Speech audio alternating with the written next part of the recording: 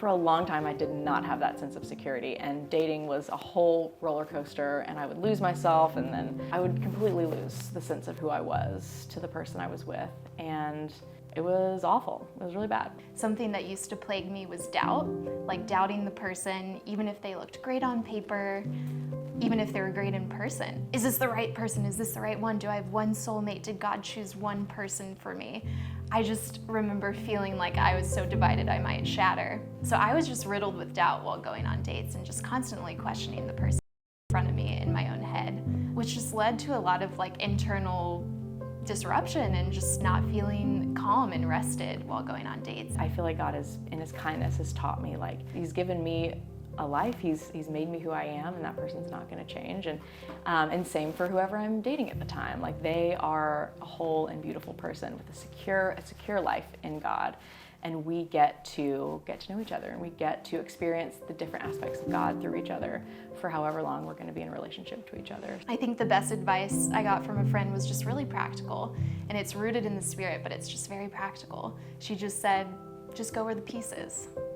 And so once applying that, and it doesn't mean go where the ease is, because I think we can confuse ease and peace in dating.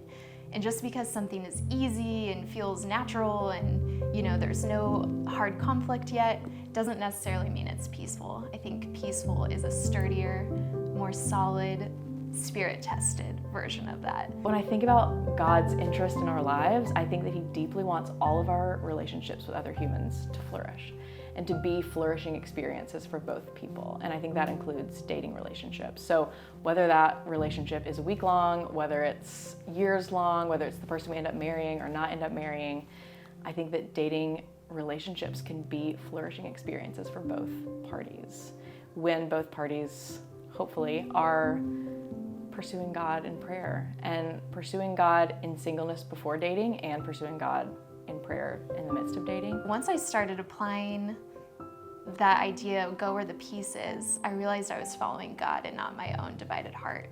I was following God and not my own swirling doubts, and I was following God and not my own crazy mind. And it just, when you do that, it leads you also to honor the person more. And if the person in the situation is causing disruption and feels unpeaceful, then you can look at that and not so much at the person, and kind of distinguish the two.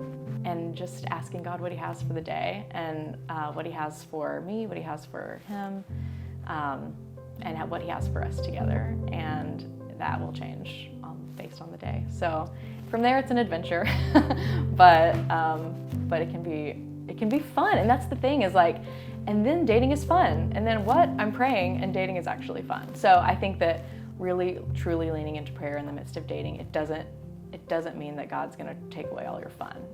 It could mean that he's going to increase your fun, increase your flourishing, and make you a more whole and full person in them too.